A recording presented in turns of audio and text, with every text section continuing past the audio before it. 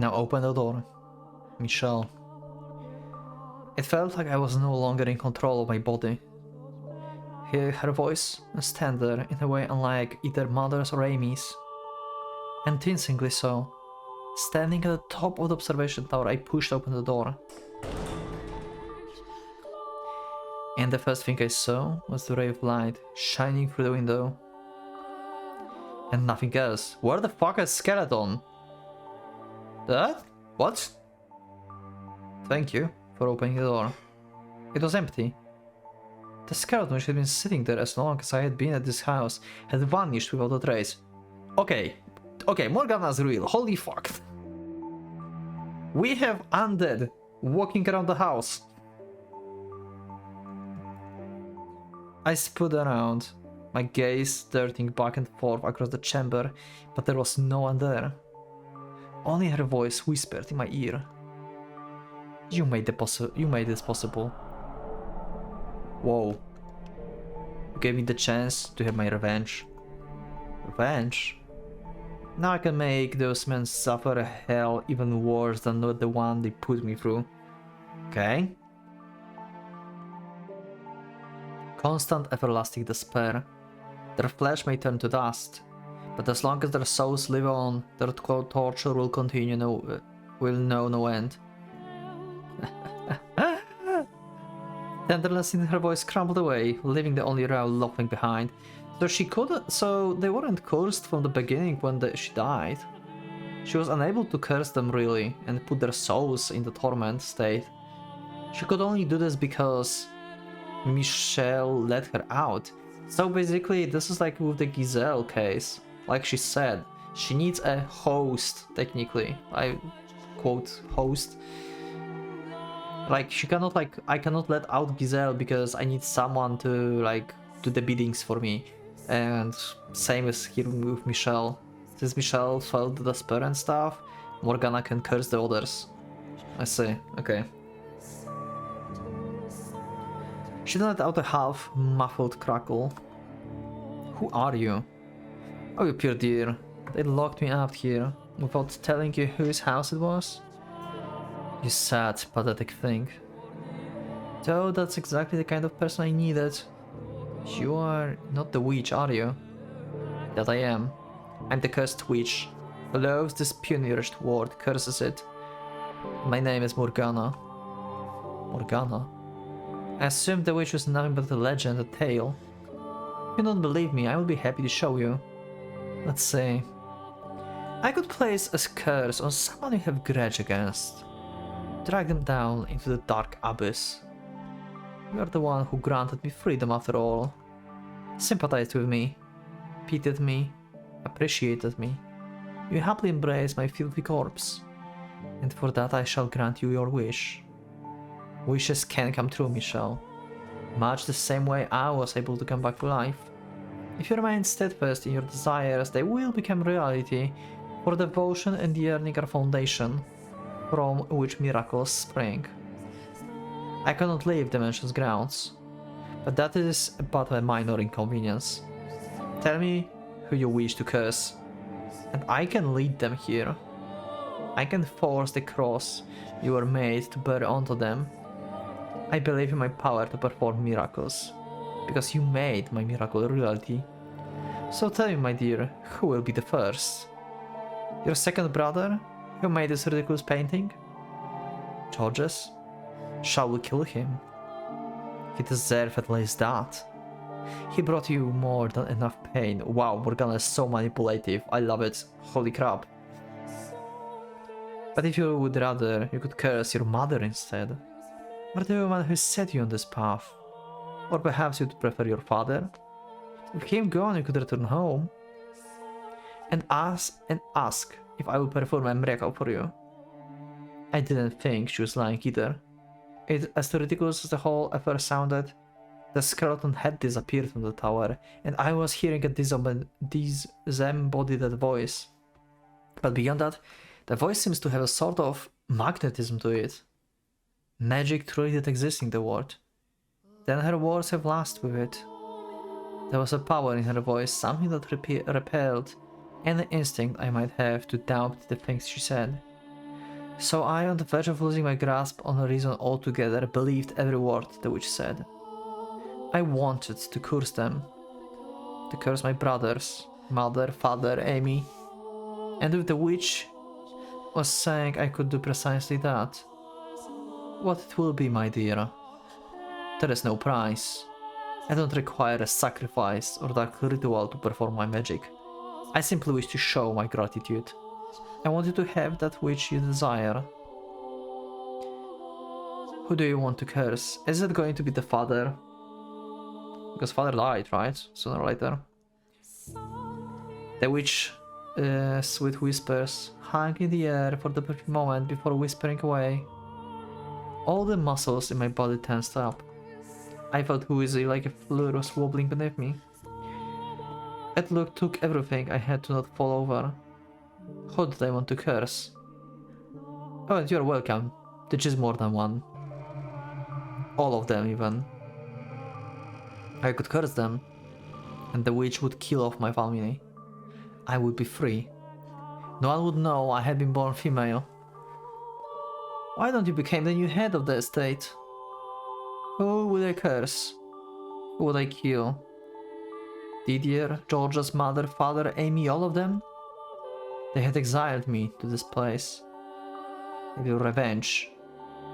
Michelle probably... Okay, so I assume Michelle... Like, I think, like, I remember Michelle saying that he doesn't want to curse anyone. When he was, like, speaking with... Actually, wait. That was Giselle who said she didn't want to curse Antonin. It wasn't Michelle. So I assume that, okay, Michelle is going to curse someone, and when he's confronted with Giselle, Giselle is going to show him that, yeah, maybe that wasn't the best idea, basically. Let's see. A black butterfly fluttered across the room, single shaft of light. As I stared absently up at it, dozens of memories of emotions flashed through my mind. By the end of the day, we are family. We can get past anything. We have enough time. Everything will go back. Just like it did for myself and George's. I don't understand. Why would I think about them now? They've abandoned me. Left me in that room for 2 years, then left me here for 8 more. They don't care whether I'm alive or dead. So why should I? Why should I?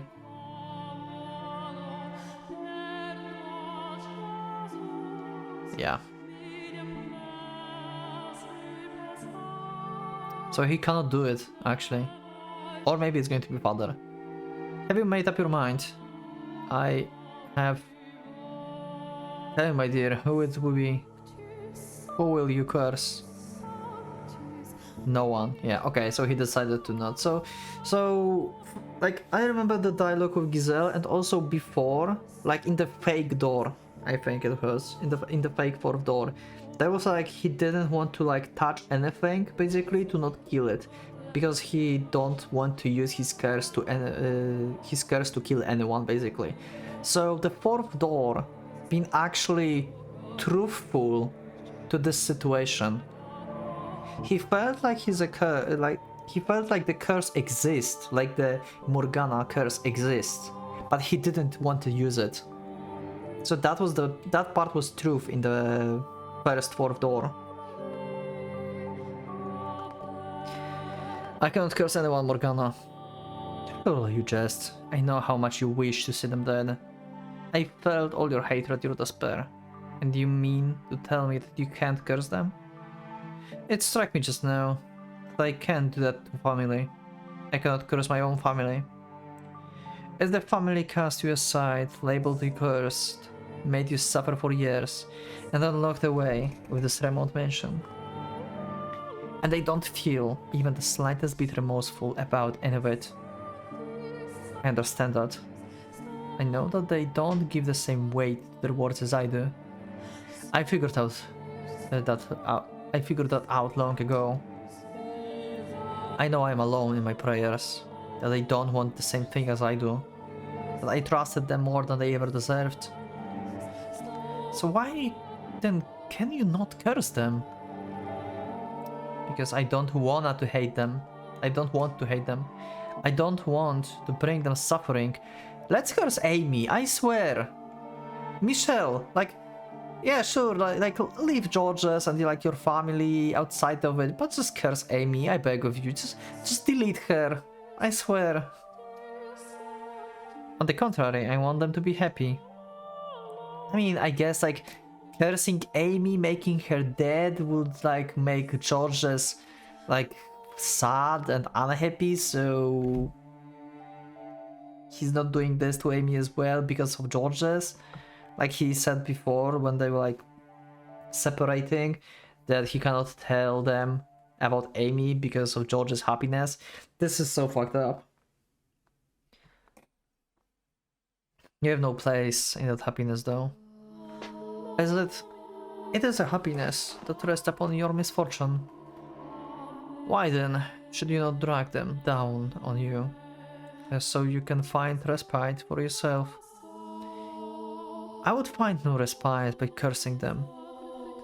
How can you be sure of that, my dear? I most certainly found a great deal of it myself. You're trying to follow your conscience, I can see that. But that good is superficial, and all of it, and all it does is shackle you. Remove the shackles and everything will be so much easier.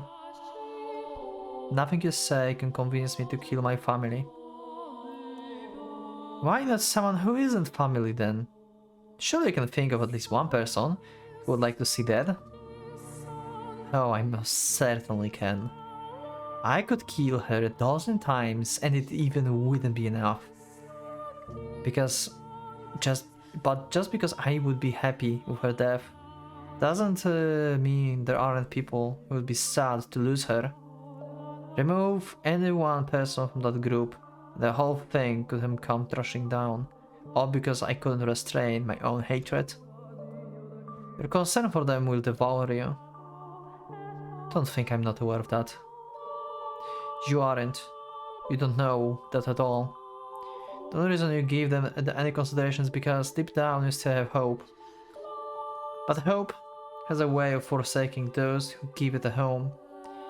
You have a problem and you need to take care of it before it kills you. You and I, we were cut from the same cloth. But you may still care for your family now. In time you will come to curse them.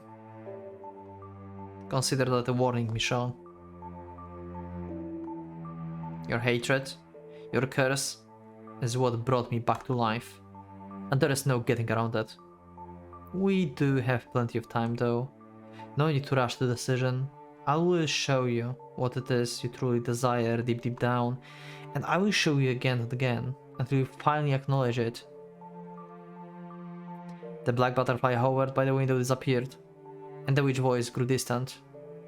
Overwhelmed, I collapsed to the floor unconscious. Had I really said what I did out of love for my family? Or was I just afraid of crossing that line? Maybe both. I mean, he still had good memories out of family, but yeah, they like... Oh my god. I see where this is going, like... Oh my god. Was Morgana right? Was my heart now home to a terrible monster? If I actually had resurrected the witch with my hatred, maybe that was what I was now. Darkness seeped down over me once more. I was again encased in a pool of despair. Slowly, ever so slowly, I wore away at me, eroding me into nothing. If I didn't come up for air, I soon would take the witch offer. Crackling like a demon, I would place a curse on someone. I would kill them. Reviving her was a mistake. I shouldn't have made that. I never should have made. And not for the greater good, or anything so noble. No. Every time she spoke, a little more of my spirit died.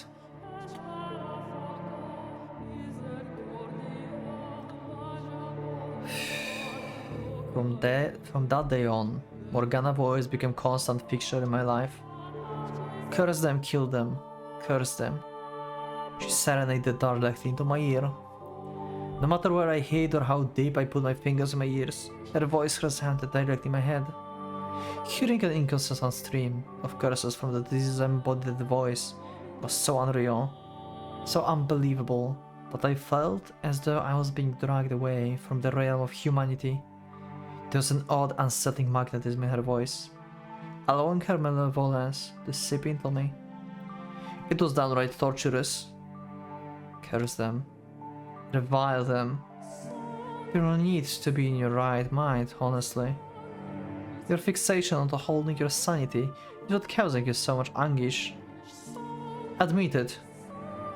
There's more darkness, more sipping malice inside you than anyone else. That's why you were the one who resurrected me. Admit it. You do want to curse them, don't you? You do want to kill them, don't you? No, I don't. I don't want that at all. I've told you this already. You're so desperate to deny it, Michelle. It can only mean that's true.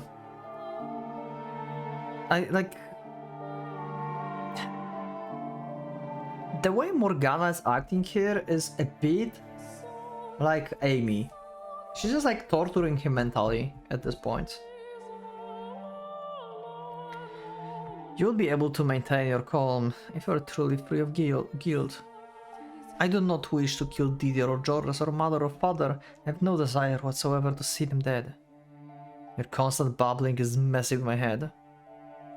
Be honest with yourself, Michelle. You do imagine what it would be like to hold their warm intestines in your hands, standing over their bodies. What the fuck? No, I don't.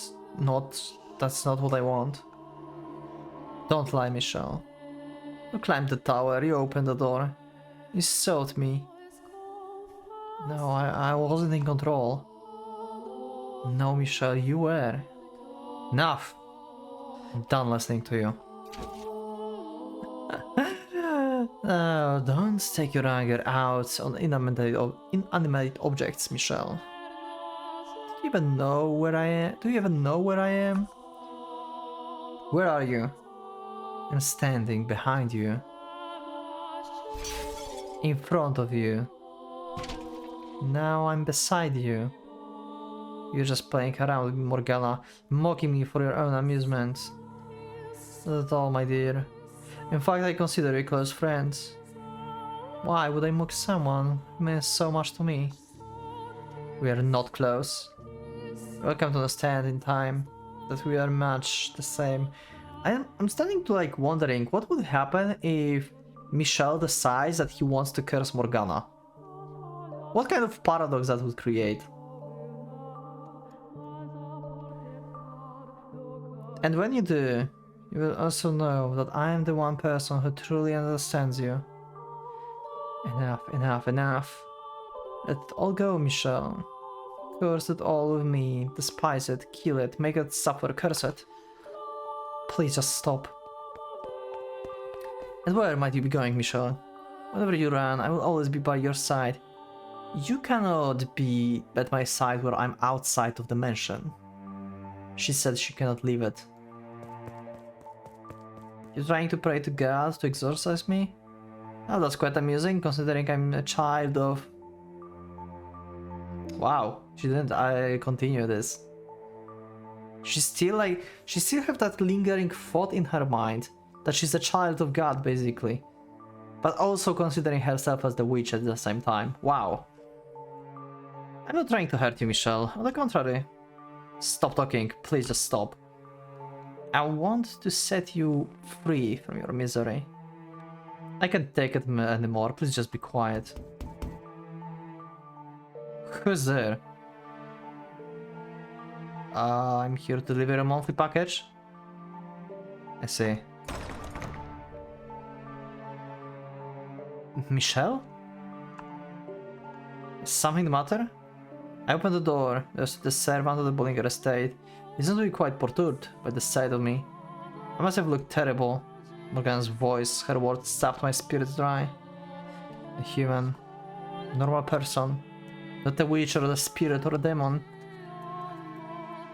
I knew good and well that the servant would never do anything to help me. He will believe a word I said. But at that point, his humanity was enough for me to latch onto. Help me, please. Pardon? The witch, she talks to me. She never stops talking. I'm begging you, please get me out of here. Let me go back home in your cottage. Please let me go back. The witch voice, it's killing me. It won't go away, I can't escape it. Please, I need your help. You go mad. What? You're crazy. See? This is why I don't want this job. Having to deliver supplies, this damned cursed mansion. Having to get anywhere near the Bullinger's youngest child. No, I'm perfectly sane. You sold your soul to the devil. Do you think I'm in the dark about that? No, I did not. I did no such thing. You're completely insane. No. I'm done with that dumb job. It's not worth all the riches in the world. Not if it means I have to be around a lunatic like you for even a minute. Oh my god. Why? I am not crazy. I'm perfectly sane. I'm not mad. Michelle? My mind is far, far from sound. I won't hear it. I'm not mad, damn it. I'm not insane. I won't hear it. The witch spent nearly every waking moment of every day at my side, talking and talking and talking. So Giselle is coming here in 2 years, right? Because it's been around 10 years when he's been imprisoned here, I believe, right? I think, I don't remember exactly, but I think it's been 10 years. So he's been alone with Morgana for 2 years, constantly talking to him about how mean-spirited humans were, how ugly they were, an endless loop of virtual. She never seems to tire of it either. Every single day, on and on and on. She also made a point of reminding me about myself, everything I was trying to get away from. But as much as I fought to ignore her, to not let the things she said in, she slipped past every wall I put up, her every word warping me. There was no escape. Revile them, remember the thing they did to you, close your eyes, and envision it. Remember the scorn in their eyes, the way their lips twisted as they laughed. You need to only curse them, and you can wipe those reprehensible smirks out of existence. Why are you so focused on like wanting to curse people that hey, like, I mean, okay, like from our perspective we can say that Morgana is basically in his head, so basically he's Morgana, we can say, like in quotes, right? Like he constantly is like, I want to kill them, I want to curse them because I hate them, but I still don't want to because they're my family, something like that, you know? It's like he's like moral thing going on right now.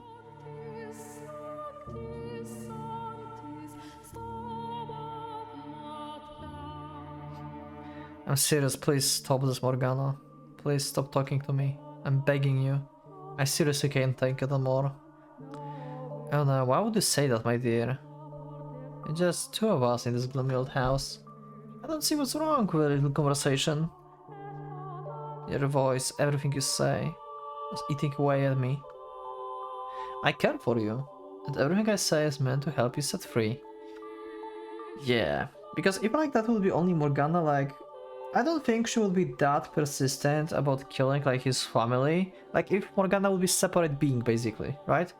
I don't think she would be that persistent to kill like Michelle's family just because he set her free. I don't think that's the case. So yeah. So I'll continue saying it. You're allowed to hate the people who have wronged you. They don't deserve happiness. Someone who's always smiling at you is someone who's certain to betray you. Wow, and she also saying this. Yeah. He said it before about Amy, and now Morgana is saying it the same thing. And then we had Giselle, who also been smiling all this time. Holy fuck. Someone who values themselves above all will not hesitate to put others' lives on the line. Someone who covets wealth and power will sacrifice his friends and family to obtain it. Those are the kinds of people you once surrounded yourself with. I have told you repeatedly that I will not curse anyone. Why must you be so stubborn, my dear? I could ask you the same. Good? Why won't you just leave me be? Because I can't stand to see you like this. For one word, you could be free of your pain.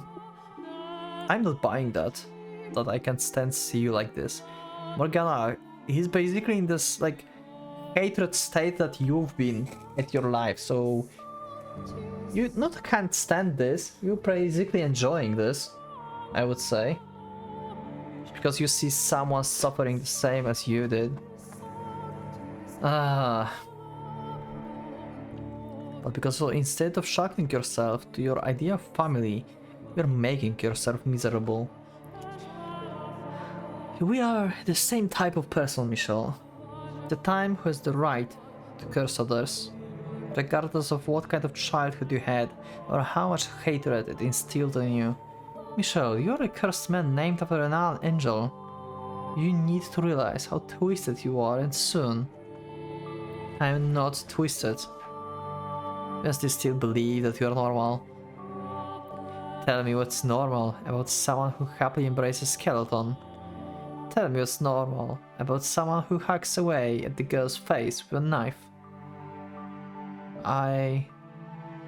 You are not normal, and I will repeat it as many times as I have to. Like, Morgana literally sounds like Amy, I swear to God. Some of her lines are basically something I would imagine from hearing from Amy. You need to accept that. Why must you hold so tight to your sanity? If you would just let go, you wouldn't have to suffer. No one is going to come and save you, my dear. The only thing that can save you anymore is your loathing. We are the same. I'm nothing like you. I'm not a witch. I'm cursed. I'm not cursed. I'm human. I'm a human. Man? Yes, a man. With that body? Oh my dear friend. Let me tell you something you should be quite pleased to hear. Do you know what some people say about people like you? Those who are neither male nor female? They are like... that they are like unto God. Oh. Like unto God? Indeed. You should have been worshipped for your divinity, but instead your family cursed you. You are not a human. The second life was first breathed into you. Your fate was decided. No, you're wrong. If I really were wrong, you would not be here now. You would be back home with your family. Perhaps you would have a pretty little wife, living a normal happy life together. But you have long since strayed from the path, as it's well out of sight now. I have not. I am human, a person, a normal person, the youngest son of the Bollinger estate. I am an ordinary man. No one, not a single person believed me. Not even a witch was willing to consider me human. Never my mind, family. The archangel, whose name I shared, looked down on me. The witch tried to drag me into her world, My past constantly ate away at me. I had been imprisoned in this place for far too long. There was nothing I could do about my body. All of those things combined threatened to break me. I let out a scream, then stumbled out of the room in a frenzy. I had to get out of that place. It didn't matter anymore that I was forbidden from leaving the property. I just wanted all of it out of sight.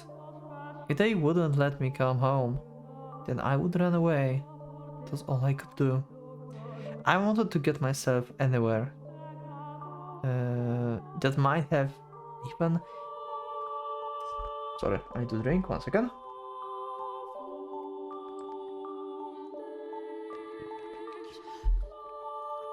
I wanted to get myself anywhere that might have even the tiniest bit of light to share with me. I was desperate. Okay. Someone, anyone, please tell me I'm human. Tell me I'm a man, anyone. Please tell me I'm not cursed. And there he met Giselle. That acknowledged him. And he just basically couldn't bring himself to tell her the truth. Oh my god. Like all of the pieces are like fitting together now. Slowly. But when I opened the door, searing light pierced my eyes. The world quickly went wide, I couldn't see a thing, and then... my arm began to burn beneath the sun. The fuck? Black smoke rose from the sizzling flesh. A sickening stench filled the air. Okay. Excruciating pain quickly spread the rest of my body. Okay, that's probably been not like literally melting him, but he felt pain from the sun because it's probably been like full day. It's been like very intense light and like his skin couldn't take it. Why am I... Water! I slammed the door shut, restoring darkness.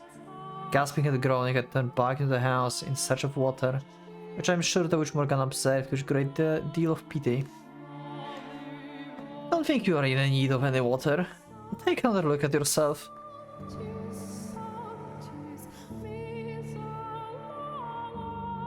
With that little light managed to worm its way into corridors to guide me, I dragged myself back to the chapel, stopping beneath the pale light shining through the stained glass window.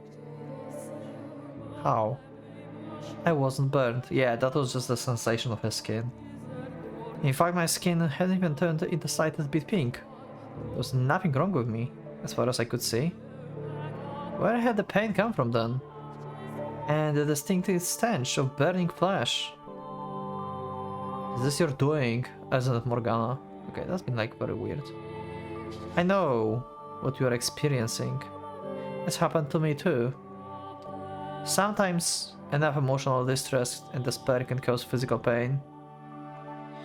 The mind and body are much more tightly linked than you think. And your mind is far more damaged than you know. Poor thing. You're my sympathy, my dear. You sad little child. Collapsed on the floor in the front of the multicolored window. I felt like the whole world was closing in on me. Or perhaps metamorphosing around me. I was completely and utterly cornered, and there was no getting around it. Which left me with only one option. To stop fighting and accept the harsh reality before me. Wait, is he actually going to curse someone? It will make everything so much easier. Whole world said there was something wrong with me. But I was the only one who tried to deny it. So in the world's eyes, that meant there was something wrong with me. I was abnormal. I was irregular. I was mad. I was cursed. I was not human. I was not a man. If I'm not a human or male, maybe I should just call myself a witch. I did, however, remain firm in my refusal to curse anyone. unwilling to give up on that last piece of my humanity. Okay, so he actually did not curse anyone, but he gave up basically on his humanity.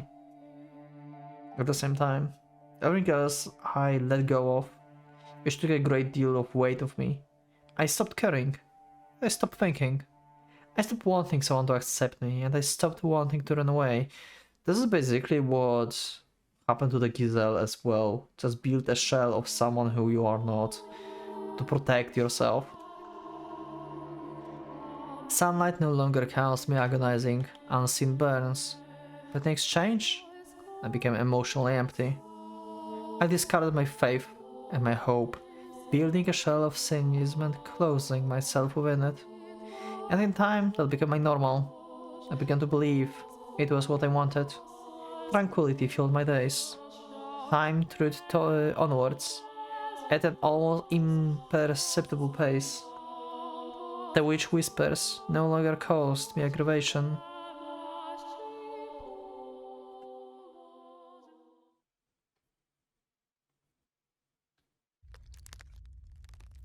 Essentially, nothing of note happened over the next 2 years. And then we have a meeting with the Giselle, but this is for the next episode. I don't know if I split this recording session to the 2 episodes or not. I will see, because it's quite long. So I might split this, so it might be second episode, I don't know, we'll see. Anyway, intense like change in like psyche of Michelle. I kinda went mad, if you think about this, because I don't know, like I'm trying to make like this game to have like reality elements really in this, you know, like not accept like supernatural things as they appeared to be. So I would assume it's just like all in his head actually, but how do you describe them? The skeleton that just disappeared. That was weird. Maybe the magic exists here. Maybe she actually is there. And stuff. Because at this point in the game... yeah, they are still alive. It's not like he's like in that mansion later, in that like after his death. He's still alive here, and so is Giselle. I wonder how this will go. I wonder. Anyway, this is it for this episode. Thank you for watching. I'm really like curious. But yeah, we'll see in the next ones. Thank you everyone for being with me. Leave a like if you liked the episode, subscribe for more, check my Discord, become a member if you would like to support me and see episodes earlier. And thank you everyone again for being with me, and I will see you next one. So for now, Pocket Watch is going out.